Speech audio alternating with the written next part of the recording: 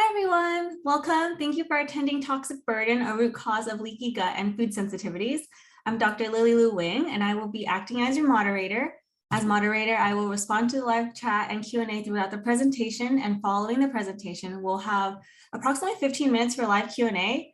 So all the attendees are in listening mode, so please submit your questions in the virtual Q&A or the chat application. Also joining me from Vibrant America is Mary Beth Augustine, and she will also be responding to the live chat throughout the presentation. The content of this webinar is for educational and informational purposes only. The information is not to be interpreted or mistaken for clinical advice. Please consult a medical professional or healthcare provider for medical advice, diagnosis, or treatment. And now let me introduce you to today's presenter, Greer McGuinness, who is a clinical lab educator here at Vibrant America. Greer is a registered dietitian and certified detox specialist. Greer obtained her master's in nutritional science from Central Michigan University, is a published researcher and a proud board member of AHA. Greer specializes in herbal medicine, food sensitivities, gut health, and detoxing heavy metals and toxins. She specializes in pediatrics with a main focus on functional medicine with autism and ADHD. A New York native, Greer enjoys spending time with her family, researching, baking, and enjoying the outdoors. Without further ado, I'll hand it over to Greer. Thank you, Lily. Hello, everybody. Welcome. Happy Wednesday, and welcome to a root cause of leaky gut and food sensitivity with toxic burden. This is a 3-part webinar bootcamp series, and I am happy to be here with you guys today. So let's get started. Okay. Sorry. All right.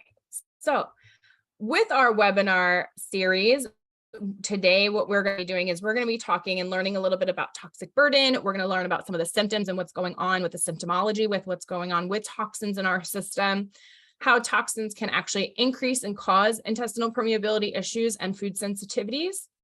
We're going to teach you guys something about the hierarchy of working with patients of something that I call STAND.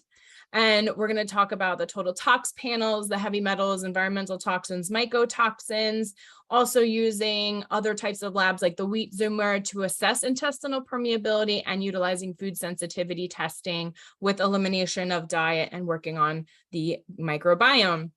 So one of the things that we're going to start right off the bat is just talking about toxins. And, you know, if you know me, you know I love talking about toxins. It's one of my favorite things to do in the whole entire world. So we are exposed to over 700,000 toxins per day, about 80,000 chemicals per day as well. Usually, on estimation, the chemical companies are actually adding around 2,000 chemicals per year into the United States. So they're consistently creating and making new chemicals and releasing them. There was an estimation in 2018 that the top 50 chemical companies have grossed over $850 billion. So I don't think that this is going to stop anytime soon of creating the amount of toxicity that is coming into the United States and into the world. So it's kind of one of those things that I think eventually we're going to have to learn how to coexist with them and learn how to help our patients and their systems. And I have some statistics up here of different types of chemicals, pesticides, plastics that you can read through. And it's pretty astounding of how much of these chemicals are being poured into our world every single day. But why isn't everybody sick? Well, that's because everyone doesn't have the same system. Everyone has a different chemical makeup. So it's very difficult to say, okay, you know, I'm healthy, you're sick, but why? What makes us so different? There are so many key pieces to this on why somebody is going to be sick and why others are going to bioaccumulate toxicity and toxins at a higher rate. We call this the toxic burden bucket. Now, with the toxic burden bucket, it is essentially the human being is the bucket, and we are just consistently pouring in those different types of issues. We are pouring in those environmental toxins. We're putting in those food sensitivities, the chemicals, the pesticides, stress, microbiome dysbiosis. We get to our point where our patients come to us and their buckets are just completely overflowing with symptoms. And the symptoms can array of so many different things. It's kind of hard to break it down and say, well, what could this be coming from?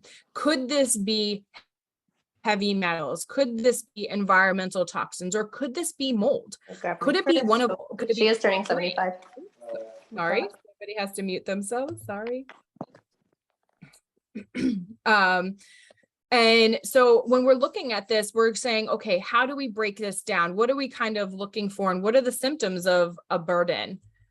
Well, the symptoms can be just about anything, unfortunately. So one of the most important things to understand is there is no such thing as this is what it is. You know, you had environmental toxin toxicity. This is likely what's causing your gut imbalance or your irritability or your obesity or your allergies. It could be an accumulation of all three of these things, or it could be something that you didn't even think of. I know many times that when I get my patients' tests back, and I think I know in my head, this person has mold. I know this person has mold, and I get their test back. They don't have mold, but they have tons of heavy metals and they have tons of environmental toxins. And I'm like, wow. So things can mimic other types of symptoms. So it's very important to understand that it's not a one size fits all, and toxic burden and how we present with symptoms, depending on where those toxins are going to kind of find a home, is what the symptom is going to be. Now, toxins love all of our organs, our adipose tissue, our muscles. They love to go and find a place to call home.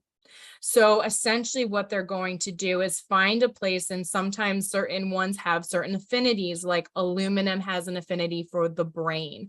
Mercury loves to go also to reproductive organs. Pesticides also love to impact the liver and the kidneys.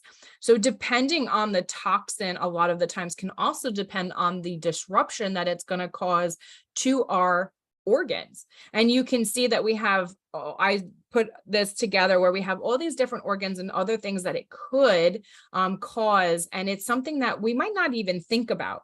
Like, how many people do you know that have lung issues or they feel chest pain and then they automatically attribute that to mold? They might attribute that to maybe being overweight or having some type of, they were smokers in the past. So it's kind of hard to always kind of pinpoint, or for a patient to kind of say, I think this could be related to toxin, when it's a really odd kind of symptom that they're having. Other things like the reproductive organs can also not only impact the host, the person, but also the offspring of a child. So we have this transition where it could affect us, and then it also can affect those that we produce in the future. Now, toxins can cause cancer, and we kind of know this already. And I find, and I grew up and I remember these commercials, and I feel like I still kind of see these commercials where, you know, it's, oh, were you exposed to asbestos? And do you know somebody who was exposed and that caused mesothelioma and cancer and this, that, and the other thing? And we know these specific toxins can impact our system. We know that. And we do know that a lot of these toxins can cause things like cancer, but it's probably something that's a little scary, is that even things like mineral oil, or things that we use like coal tar and stuff that we still use, can still cause cancer, but we still use those products. So it is a little unfortunate that we do have a lot of research to support and know that some of these things are used and are still being used, and that can still cause cancer. So hopefully in the near future, the more information that comes out and the more research we have, we will be able to kind of change and get some of these things taken out or find safer options. Now, when toxins enter our system, what kind of happens? It's not just this automatically toxins come into the system and they go right to an organ, or they go, or we excrete them. Two things can be happening here. Toxins can come into our system. They can disrupt the microbiome, which is what we don't want it to do. And then it can go into our bloodstream, and then it can go into two different directions. It could go to the right, which means it's going to be excreted. And that's through skin, that's through the liver and the gut, that's through our lungs, and that's through our kidneys. And those are the things that we want it to go through. We want it to be expelled. We We don't want these toxins to stay in our system and cause us more harm. We want them to go. Unfortunately, if we are metabolizing these types of toxins, they can kind of go to the left-hand side, which is storage. So they can go into our adipose tissue, they can go into our bones, they can go into our brain, they can go into pretty much any other organ, muscle, tendons, tissues. And it's unfortunate, but it can kind of recirculate. And we're not meaning for it to recirculate by any means. But sometimes if something starts happening, our body changes, especially with children or adults, they start taking things to start detoxing and trying to remove these toxins from our system. They can actually redistribute. They can go back up into the system. They can get back metabolized, and then they could go back to a different storage space. So it's really important to understand that we have two different types of this downstream effect of toxins going on, and we definitely want it to go to the right. Unfortunately, many times it does go to the left. Usually what I say is toxins are going to sometimes give up the condo and go find a bigger and better home to go live in. And that's what they can do, because that's what they are meant to do. They're trying to find some place that they can call home. Now with heavy metals, this is one of my, I think, favorite research studies, and it really does a great job breaking down, heavy metals alter our microbiome in many different ways. It definitely impacts our intestinal permeability.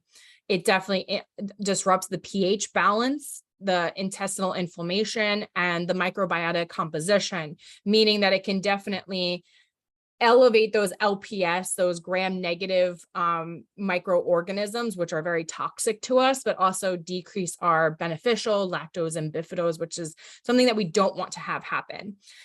Further, heavy metals can, really increase oxidative stress while simultaneously depleting our antioxidants, which can lead to different things like neurotoxicity, hepatotoxicity, nephrotoxicity. And it's easy to understand now that we saw the chart earlier. If things are going through the liver and the kidney, it does make more sense of why so many toxins can cause cancer to the liver and kidneys, because that's where things get filtered out. So if they're not getting filtered out properly, that's where they kind of get stuck. And that's where they can start really wreaking havoc and causing other types of issues and inflammation, which could lead to cancer. So the relationship between heavy metals and the exposure with the gut microbiome is bidirectional. And even the author of this research study only was really looking at in vivo and in vitro harms on just one heavy metal at a time. And we know that we're not just exposed to just one heavy metal. We are usually bioaccumulating or coming in contact with multiple different heavy metals all at the same time. So we have to look at this as a lot of the research when we're looking at one. If one is very toxic, what could more than one be very toxic, more toxic than just having one? Similar with things like pesticides. Now, pesticides also contain heavy metals. And this is what I try to explain to a lot of people as well, that even if you have high pesticide levels and you don't think you're getting heavy metals, you actually are. So always keep in mind that pesticides do contain heavy metals. So you're getting the toxicity from the pesticide, but then you're also getting the toxicity from the heavy metal, which is definitely a problem. It's a twofold system. So further down as we're going through, and you see the lower half, the nice colored bluish green color at the bottom, you can see the mechanisms of action of what it's actually damaging. And it's not just the microbiome, it's parts of the microbiome, it's parts of the oxidative stress, it's enzyme inhibition, DNA damage, gene expression. And it's not just the gut that it's damaging DNA, it's also damaging the DNA in our system as well. So it is something that is happening not just once, but twice, because pesticides is what I call the double whammy. Mycotoxins are very similar in the damage that it can cause, like heavy metals and pesticides, except for it does take it a little bit step further when it comes to the immune system. So when we're looking at that downstream effect of mycotoxins, heavy metals, and things like that, it's also the other types of aspects of the immune response and how the gut is working, where it can actually lower our bile acids. It can lower our digestive support, causing maldigestion and malabsorption and malnutrition. So these are all things that cause this downward stream of effects into the human body. Mycotoxins is notorious and known for damaging our immune system, not just on the outside, but on the inside to the microbiome. So if something is constantly suppressing our immune system, our gut is not going to be able to work. We're going to be resistant to different types of diseases and issues, and our patients are going to come to us sicker and sicker. And if you've ever dealt with a mold sick patient, they're pretty sick when they have mold sickness. They're pretty sick. Their immune system is not working. They're constantly sick. They're not eating. A lot of the times they'll tell you that they've lost a ton of weight. So it's definitely something to keep in mind and to keep into consideration when you're also looking at mycotoxins, is definitely that gut aspect piece. The last part I'm going to kind of talk about with some of the research here is nanoplastics and microplastics. Now, this is something that I think we all kind of understand a little bit more and more, because we hear about BPA and different types of phthalates and parabens and things like that. But I don't think it actually hits home to how much we're actually coming in contact with them and how it actually is impacting our system on multiple levels, because this really can cause increased permeability damage to the microbiome. It could cause oxidative stress. It damages the intestinal epithelial cell, wall lining, along with other things like dysbiosis, and it's also immunotoxicity as well. So the remain of the microplastics and nanoplastics that come in contact with us are actually pretty small. So think of a strain of hair, and nano and microplastics can be either larger, slightly larger, or smaller than a strain of hair. So those are the types of things that we're coming in contact with. And I have a little diagram to kind of show you that some things that we can only see under a microscope. That's how teeny tiny that it is. And we can get these microplastics into our system in multiple different ways. And it's not just literally just consuming plastic, which is what people a lot of times just think. We can get plastics and microplastics from different sources. Our food source, we definitely know that a lot of fishes and things that are in the ocean, because of how much plastic is in the ocean, they're consuming tons of plastic, microplastics as well.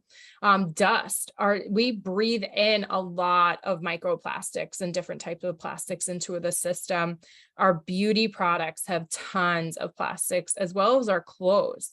So we can definitely be breathing these in. We could be ingesting them, or we could just be absorbing these into our skin, depending on the products that we're using, the clothes that we're wearing. And it can affect anybody. We're all susceptible. We are all coming in contact with this. It's not just one person, or, somebody is the exception to the rule. I guess if you're living in the woods somewhere, that would be the exception to the rule, and you're not around anybody else. But typically nobody is the exception to the rule. And it can cause so many different types of damages, because it's just basically in everything. If you really think about it, it's in like soaps and shampoos, deodorants, face masks, lipsticks, eyeshadows, glitter. I am the queen of, if my kid comes home with a glitter project, it goes right into the garbage. I don't want glitter. I don't like it. It's a mess, and it has tons of microplastics in it. So it usually goes right into the garbage. Oh, it looks pretty. And then I throw it away. But it can cause a lot of different types of damage to the system because of how small and minute it is, and it can build up quite quickly into the system. Now, this is all great. I'm talking about all these toxins, but how does it really damage the microbiome? And, with a healthy gut, we have a protection when we have a healthy microbiome. Essentially, what a healthy microbiome is things like antigens and allergens, or food proteins and peptides that are typically degraded first by protease enzymes. And this is usually produced by the stomach, the pancreas, and the small intestines, as well as by our gut bacteria. So this really helps prevent any type of bacteria, viruses, or any type of toxins from actually crossing and getting into the gut lining. We also usually have a really good diverse microbiome. We have a lot of all of our beneficial microorganisms. We have an abundance of short chain fatty acids that are usually utilizing dietary food as fuel, and that's definitely helping our lactose and bifidose as well. So we have a lot of these amazing things that can happen when we have a healthy gut that are really that everything's coming together and everything's working perfectly, and we're preventing any of these things from coming through. In a leaky gut, however, we have like the complete utter opposite. We have a low microbial diversity. We have overgrowth of opportunistic pathogens, bacteria. We have parasites, impaired our gut immunity and homeostasis. So essentially the leaky gut scenario allows partially degraded food particles and toxins and bacteria to cross the mucosal, trigger inflammation, come through and go into our bloodstream, which can trigger food sensitivity and toxin sensitivity into our system.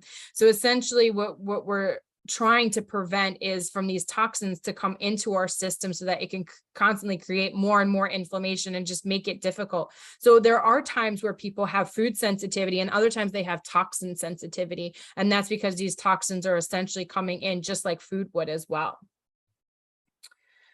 Now, other things can cause leaky gut. I don't want to just blame all environmental toxins or food sensitivities, but, our diet, our, pathogens, stress is a huge one. I think everyone's been under a ton of stress over the years, and medication use can definitely cause leaky gut. It's not the, food sensitivities and toxins are not the only thing that can cause it, but it definitely is one of the biggest causes when we're looking at toxins.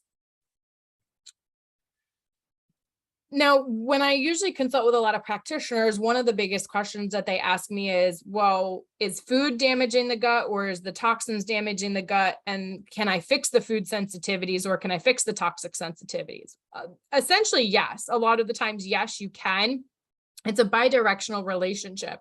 It's kind of like what came first, the chicken or the egg. Is food damaging the gut, causing you to be sensitive to the food, or is the chemicals damaging the gut, causing you to be more sensitive to the chemicals? It could be one or the other, it could be both. Essentially, what we're trying to always do with our patients is remove and avoid first and try to pull out the things that are causing that inflammation, that damage to the microbiome.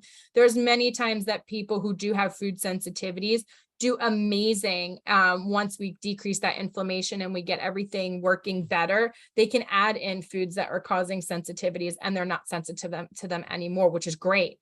Same with products. Maybe they couldn't use a specific product before, but now they can. So it's definitely a bidirectional approach. Don't ever think that it's an end all be all. We're just definitely trying to work on decreasing inflammation so that the system has a time to kind of calm down and relax before trying to reintroduce those foods. Now, everyone who signed up tonight gets our brand new toxic exposure questionnaire, which I'm so excited about.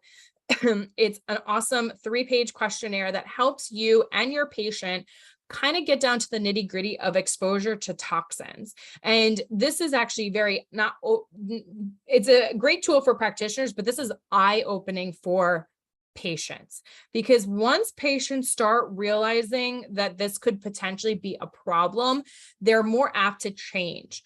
So I'm so excited that this is a new handout for everybody, and I can't wait to hear the feedback because I think it's great. I use it with a lot of my patients and providers so far, and they think it's amazing. So this is definitely, everyone who registered is going to get this. So I'm very excited, and I think it's going to help a lot of practitioners and patients. Really, I think it's really eye-opening. Now, earlier I told everybody that we were going to talk about the hierarchy of working with your patients. And I created something called STAND.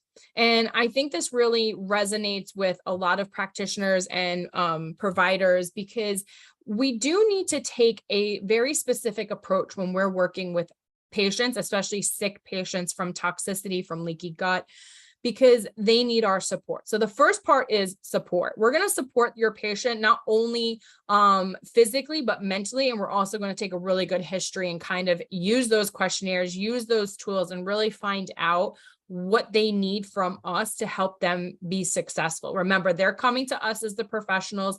We need to be able to provide them with the support that when they walk away, they feel confident and they know what they need to do and what those next steps are. We're going to figure out their testing. So we're going to identify the right testing that they need for your patient. The questionnaire is definitely helpful, but also getting that good history will help you figure out what testing that they need. Once you get that testing back, the first always piece is going to be avoidance. Avoidance. We're going to avoid any type of toxins or foods that are impacting their health. And that's going to be always step one. We can't really help a mold sick patient if they're still in a mold environment or a mold home. We can't fix somebody who is constantly just, using aluminum pots and pans and drinking contaminated water, and we're trying to make them better. Avoidance is always key. We're going to work on nutrition. We're going to try to improve their diet diversity. I always say diet diversity equals gut diversity. So if they're not on the right diet for themselves, then they're not going to get better. Food needs to be diverse, and it needs to be what's healthy for their system, whether they are gluten-free, dairy-free, or if they need to be keto or whatever their specific needs are, that's what we need to provide. And then lastly is detox. We need to do this in a systematic approach where we're working on the systems, the main foundation pieces first, and then adding in the supplements and herbs to help them detox and rebalance the system at the end. So that is the hierarchy of working with patients, especially when we're dealing with any type of environmental toxins and the microbiome. So I hope you guys like that, because I really do. So now we're going to kind of dive back into the total tox bundle, and we're going to kind of go over some of the testing and kind of what we're looking into. So we do have, and we love our research here at Vibrant. So please, we have amazing research on some of our testing and what we've done. Please feel free to ask us about it or find it on our website and kind of read up on some of the research and advantages that we have here with Vibrant, because I think you'll really appreciate it. And I do too, because I love science. So. And we have some great testing and bundles going on right now. So please take advantage of the discounted bundles that we have for the fall, especially now that we've going through all the toxins and the bundle packages a little bit. We have a couple different bundles going on right now that I think would be amazing. And I'm sure some of you have some patients in mind that you would love to use this on. So first part is the environmental toxins. We're going to kind of touch base on. And like I talked about earlier in the webinar, we are in contact with over 700,000 toxic chemicals per day, 80,000 chemicals. And, I love our Vibrant environmental toxin test because we test for over 39 different environmental toxins, which is a lot. It really does help us figure out what could be potentially making our patients sick, or what are they becoming in most contact with that could be affecting their system. And that's what we're trying to identify when we're kind of looking at these bundle pieces. Excuse me. I love the amount of pesticides and herbicides that we test for. And then again, this is twofold for me, because pesticides and herbicides, these are a double-edged sword. They contain toxins from the pesticide and herbicide side, and they also contain heavy metals.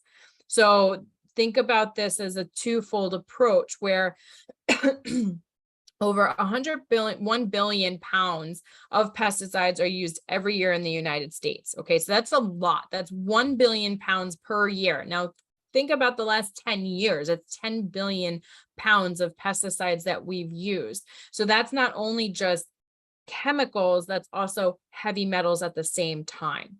And we test for 13 different types of pesticides and herbicides on our test. Now, measurably speaking, around 90% of Americans are going to have measurable amounts of pesticides or their byproducts in our system, which is a little scary. but really high, like some of these high levels, especially if I've worked with kiddos who have very high levels of pesticides, not just adults, but children, it can definitely disrupt their microbiome. We know this because it has been linked, it has been changed to seeing the difference in their microbiome. It has been linked to things like ADHD, autism, impaired cognitive function, and neurodevelopmental disorders. We know that this exists. We know that this occurs and happens. And this is something that we're trying to, identify to definitely pull back on. Now, this is actually from a pediatric patient. And I want to draw your attention to the top left where it says DDA. So DDA is a metabolite of DDT. This was a pesticide that was used since the 1970s. It's been stopped since around the 1973, I believe, but it still lingers around today. Okay, for a couple reasons. Now, pesticides half-life is anywhere, depending on the pesticide, maybe 20 days to 400 days. Okay, so it's a big variation. So we know in the world, when it's out there, it's not going to have the longest half-life. But what we can see with DDA, and there was actually a really great article in, I believe, the LA Times that was talking about children today, little kids today, were still testing positive for DDT because it stays in the adipose tissue of grandma. It gets passed on through breastfeeding and pregnancy, and then goes to baby through breastfeeding and pregnancy and in utero.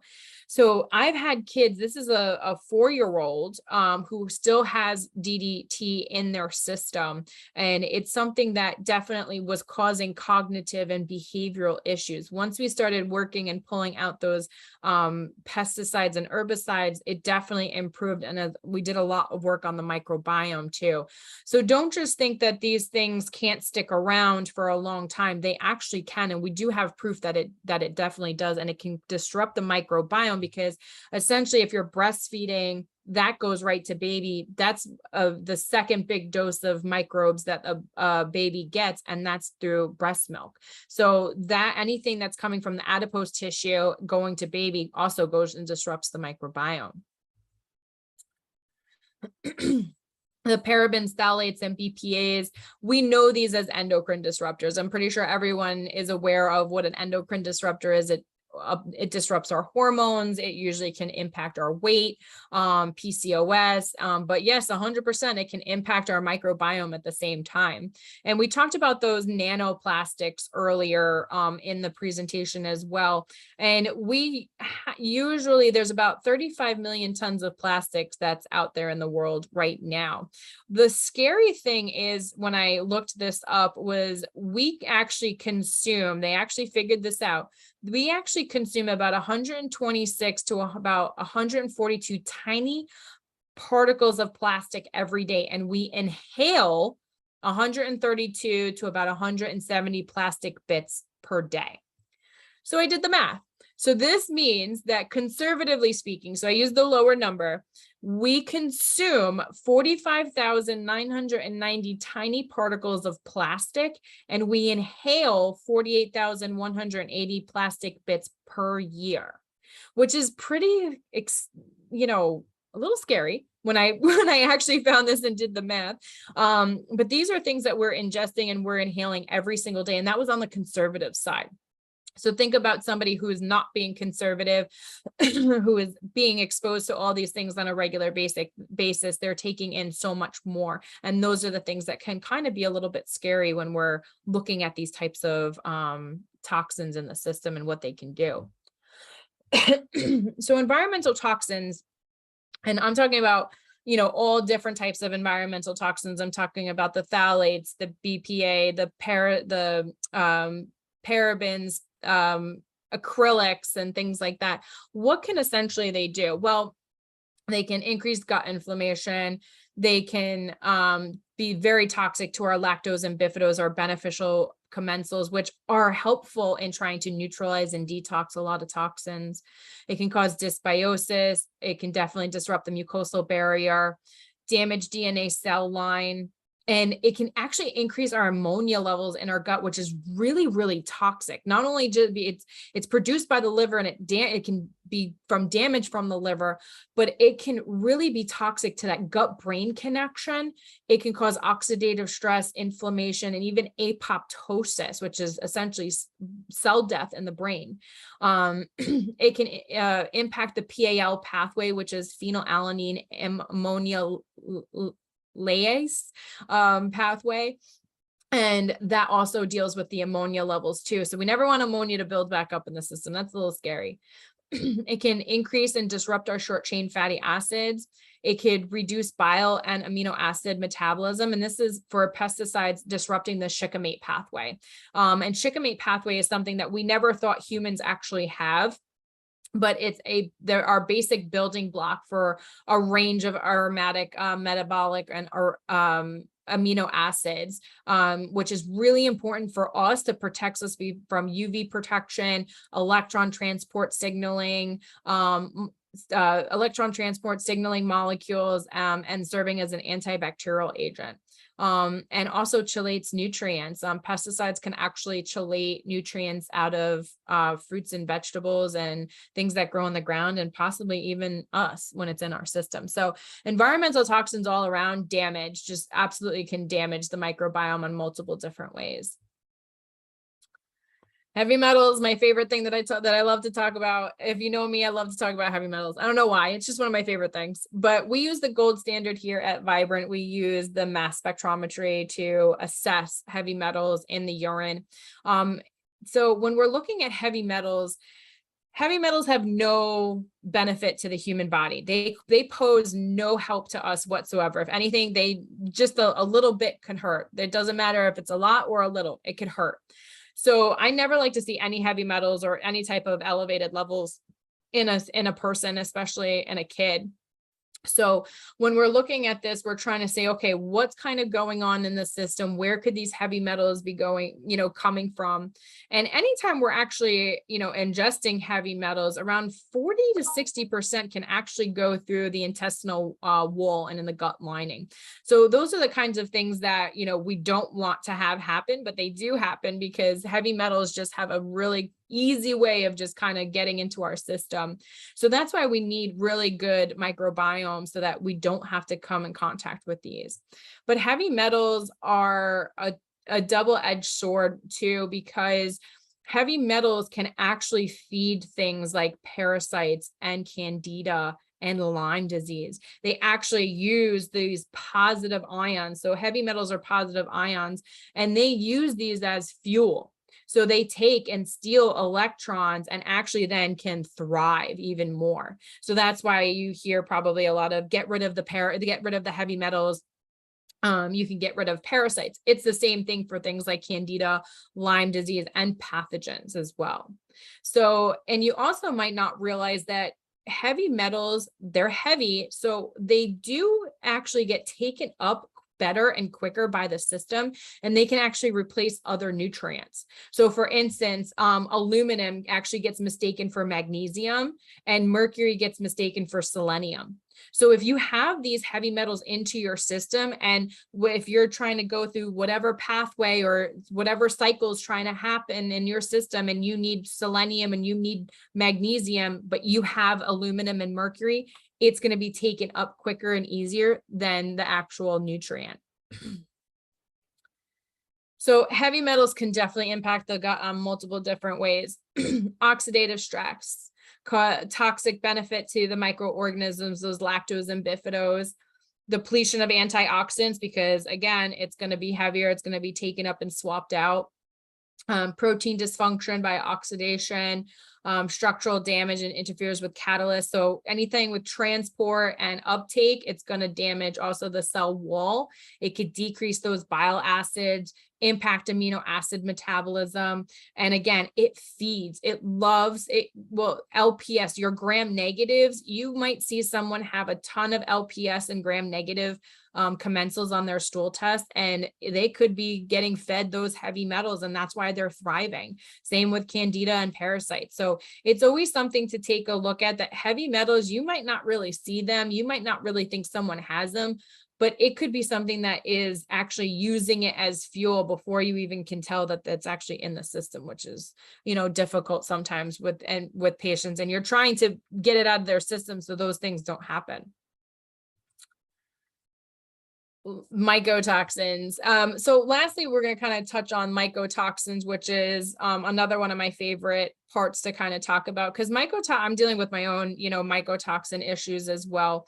And mycotoxins is that unseen thing that we don't really hear and talk about very often, that I really wish is talked about more, because around 70% of homes have mold. So that's a big staggering number. So to me, if around 70% of homes have mold, and depending on your location, if you're living in like a kind of like a dryish, wet climate, Florida, Tennessee, Georgia, those types of areas, 100%, a lot of the times you're going to have mold, and they sit in our adipose tissue for a really, really long time. Okay. And those can also be taken over and sent off to our offspring as well. So when we're looking at this, we're trying to also try to identify from your patient, were they ever exposed to a mold sick home? Are they eating something that's contaminated that they're not aware of? And those are really two entirely big separate pieces when we're looking at mycotoxins. Either it's an environmental aspect or it's a food aspect. So which one are we actually dealing with patients? One of the things that I absolutely love about Vibrant testing is that we test for so many mycotoxins. We actually test for more than any other lab. So when I'm looking at mycotoxins, a couple of things kind of come up sometimes. Now, most companies test for aflatoxin M1. Okay. And that's a metabolite of aflatoxin B1. So for instance, a cow eats contaminated grains with aflatoxin B1, okay, which is very, very toxic. They metabolize it. We drink the milk from the cow. We eat the cow. We, in turn, then get aflatoxin M1 into our system. But that doesn't mean that any of the grains, won't have aflatoxin B1, or that we would never consume aflatoxin B1. So for us, aflatoxin B1 is actually way more toxic than aflatoxin M1. So that's why I absolutely love the fact that we test for aflatoxin B1 and the other ones, B2, G1, G2, because it's really, really important to kind of see there is a big difference where some types of molds are way more toxic than others in what they cause. Apoptosis of the brain, more carcinogenic, more like issues with liver disease and kidney disease. Like there are all these different things that have been linked more with B1 than M1. Okay. You'll see that I do have a key where, say, for instance, aflatoxin G2, we test for that, and no other lab company does test for that as well. So a lot of these are coming from grains. A lot of these are coming from dairy and cow, both products and byproducts. So it's really important. So the other parts of the mycotoxin lab report is we have several different pieces here. We have one that's called the other section, which also has some food and also some environmental. And then we have the trichothecenes, which is what we call our black mold or our more toxic mold. And those are on the third page. And you can see anything that I have an arrow next to. These are the ones that we specifically test for as a company, that I have not found any other test company that tests for them as well. And you can see a lot of these on both sides. If you don't know much about mycotoxins, these are actually pretty gnarly ones. These are ones that are very toxic, especially on the trichothecene section. T2 toxin, the Stachybotrys at the bottom, these are really, really toxic molds. These really can cause a really bad mold sick patient. And it's really important because sometimes I've seen a patient come in, or a provider said, this patient did another test and was negative. They didn't believe it. They did it on this test, and now all of a sudden they've come up positive for the trichothecenes. And that was what happened with this particular patient. So on the right-hand side, if you look, the trichothecene section is actually a group of fungi that's mostly known as the black and most toxic mold, or the Stachybotrys. That's what we essentially call it. That's what is known more in the not just functional world, but regular mainstream world as black mold. So mycotoxins such as the fumosins and the trichothecenes can definitely interfere with the protein that links the epithelial cell walls together. It can weaken the cell barrier wall.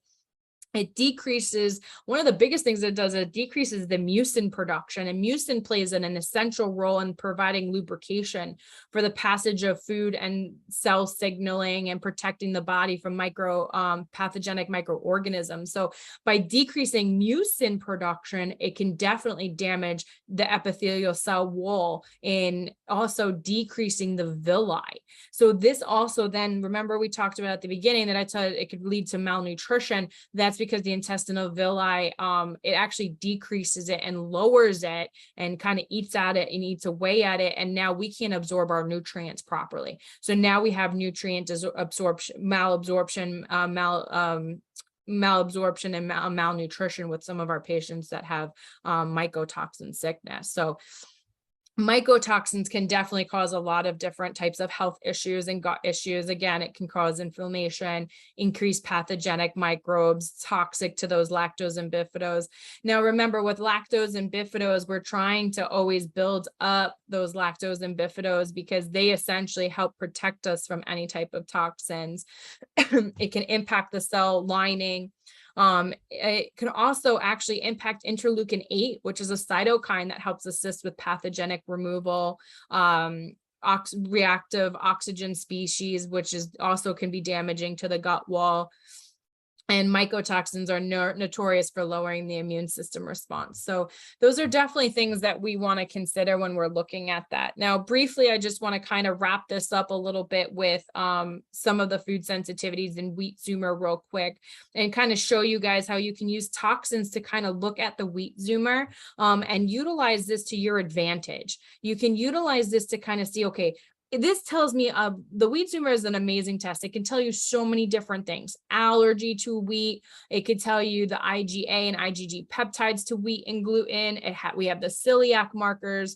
And these are all things that could be really helpful, including LPS markers, the intestinal permeability markers, because when we're trying to help somebody, we're trying to get them to heal.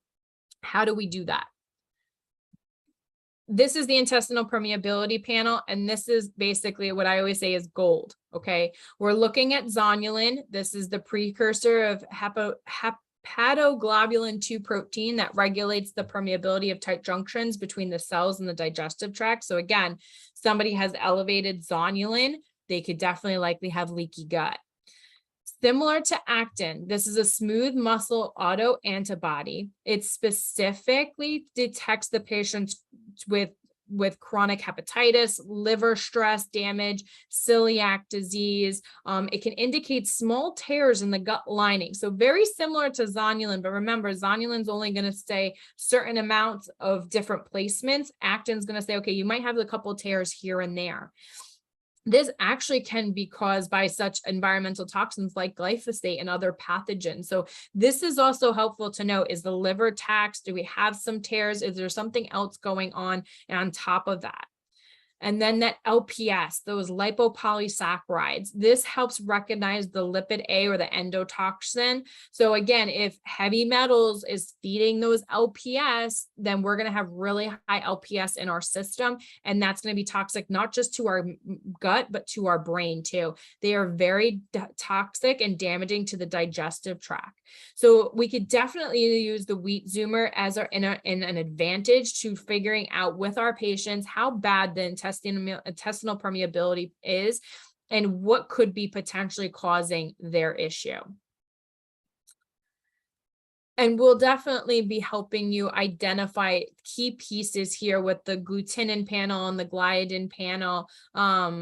I'm sorry, the gliadin and glutenin panel here on the left-hand side, which is the parts of gluten and wheat. So your patient may or may not have issues with gluten and may or may not have issues with wheat, but we will help you identify between the two and kind of guide you on what could be the foods that could be causing your patient to have some sensitivities. Similar with the food sensitivity testing. I love using this to my advantage because this really helps hone in on foods that might be actually causing digestive issues and damage and inflammation to the gut lining. And we do that by looking at the two different components. We are looking at IgG and IgA. Okay, when we're looking at IgG, that's systemic. So someone might have leaky gut and food particles are leaching through and the system is just mounting up a response and attacking it, causing so much inflammation within the body. But then we have this IgA. And IgA means that when you eat this food, the body and the gut is not liking that food. The gut is mounting up an inflammatory response to it and going, I don't like it. So if your patient has a lot of IgGs, that can be, okay, your patient probably has leaky gut, a lot of things are going into the system and it's mounting up a response. IgA means you're eating that food and the food is not agreeing with that person. And that's a direct inflammatory response to that food in the gut. So we will definitely always remove those IgAs. I don't like that. I'll take those out for patients and providers and say, remove these automatically because the gut lining is what we're trying to work on when we're healing the microbiome. And likely we can probably add these foods back in at a later date, but it's something that we want to definitely kind of do in steps, 3 to 6 months, and then add them back in. And this was one that came to me, which I was like, wow, like it was lit up like a Christmas tree. I haven't seen anything like this before. So this person did have both really bad zonulin levels, very bad actin levels, really bad LPS levels, and a ton of food sensitivities, both IgG and IgA.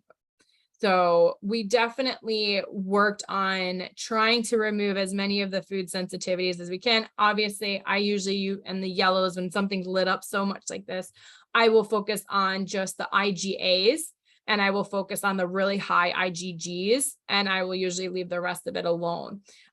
So again, if you have any questions and you get something like this and you want to talk to us, please feel free to make an appointment with us and we can kind of put all the puzzle pieces together and kind of help you decipher what it's actually telling us and how we should go about working with your patient, because sometimes this could be really difficult for a provider and a patient to kind of come together and figure out what's going to work best for them. So that kind of wraps up our first boot camp series. Our second boot camp is going to be on October 13th at 6 p.m. Eastern Standard Time.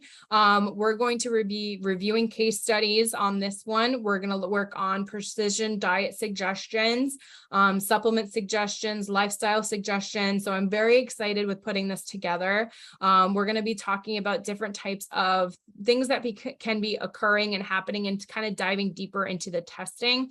And we do have some more freebies for you guys that we're really excited about, and I can't wait to share them with you. And hopefully we're going to have some more for you guys as well. And I hope you guys enjoy the freebies that we have out today. And we're going to open the floor to some questions. All right, thank you so much, Greer. That was a very informational, relevant, and meaningful presentation. So we will now begin the Q&A. I'm just checking to see here really fast.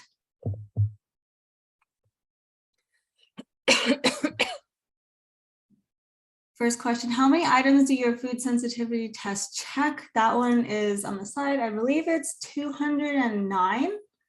Yeah, so we have 2 different food sensitivity panels. We have that you can choose from, or you could separate them, or you could do them combined. So if you do them combined, it's 209.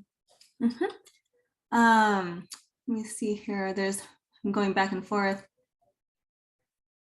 Will you be covering treatment protocols for removing heavy metals and environmental toxins? So we cannot provide specific protocols. We can provide you with some support where we can help you with what supplement or what type of herb or nutrient that can actually help remove that metal, pesticide, etc. But we cannot provide specific protocols, unfortunately. I think that leads into the next question too, when they ask, do you provoke prior to heavy metal testing? I love this question. Everyone always asks me this question.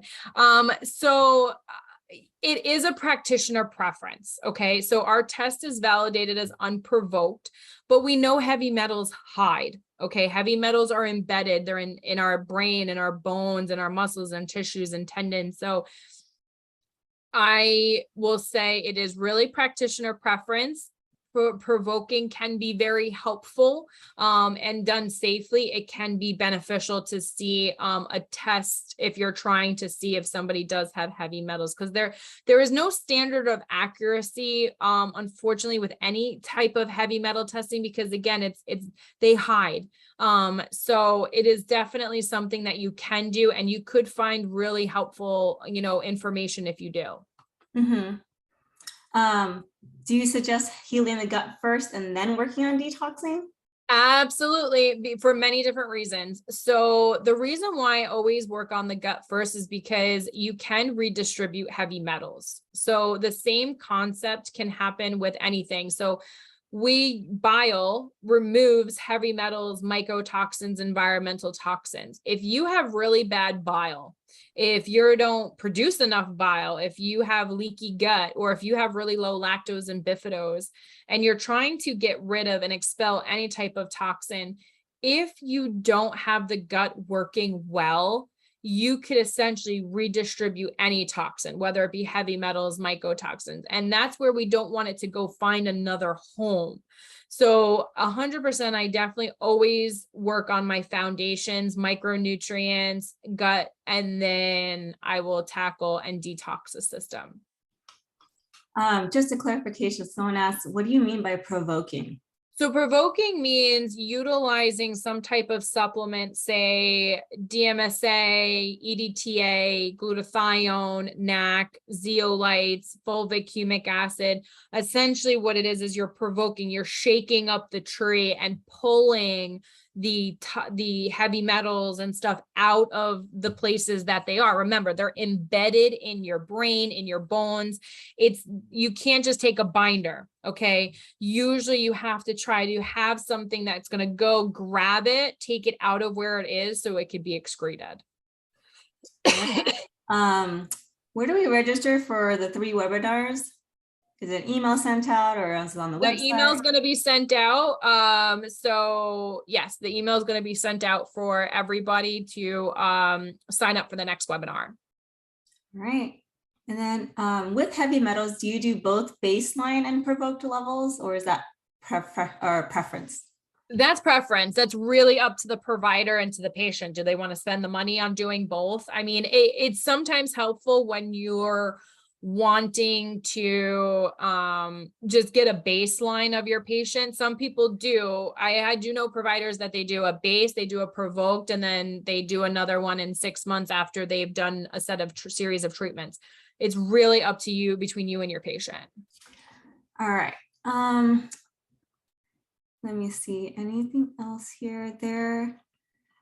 There's a question that's related to IgG4 and C3D. Do they correlate to your IgA and IgG elevations as well? I don't think I understand the question. When you do you recommend using IgG4 and C3D? Oh, so yeah, so you could definitely, it's usually used in conjunction, or you can use it separate. That's a tough question. I don't know if there's really like a specific recommendation, like when you should use one or the other. it's really practitioner preference on which one they find is the most helpful and useful for them. I think they're all great. I sometimes do them all together because I just find that the more information, the better kind of thing. But it's really something that, depending, especially if you have if you have a mast cell patient, IgG4 and C3D would be really, really helpful. Yeah, just to touch upon that, for IgG4 and C3D, they're testing to be used to identify pro-inflammatory or complement system activating, especially if it comes to autoimmune potential of sensitive food. So that's where I would come into it. Let me see if there's anything else here. Yeah, we have a couple more questions. Do you recommend running a gut zoomer before running the total tox burden? I do it in conjunction. To be honest, my testing is usually gut zoomer, micronutrient, total tox, organic acids. I usually do a little series of testing. I think I still run the total tox first with other testing because that's your avoidance. So if, say for instance, you do a gut zoomer and it shows candida, and it shows other types of issues with the gut and poor digestion and stuff, that's fine. That's very helpful information. But what happens if they have mycotoxin exposure and they have heavy metals because they have a bad water supply or they're in a moldy home and they don't know it? So you could try to heal the gut. And I've seen this before where people try to heal the gut and they can't. And it could be because of a toxic source. So I definitely do run them together because the more information, the better again. All right, so we are coming upon the hour already. So I know there's all these other questions, but we're gonna have to stop it for now. Thank you to all our attendees for your engagement and your business. Vibrant America appreciates your support and the work you're doing to advance the functional medicine, disease prevention, and wellness model. Immediately following this webinar, you'll receive a short 5-question survey. Please complete the survey so that we may gain insight into how well we're meeting your needs or how we can improve the clinical lab education program, products, and services we offer to you. All right, thanks everyone.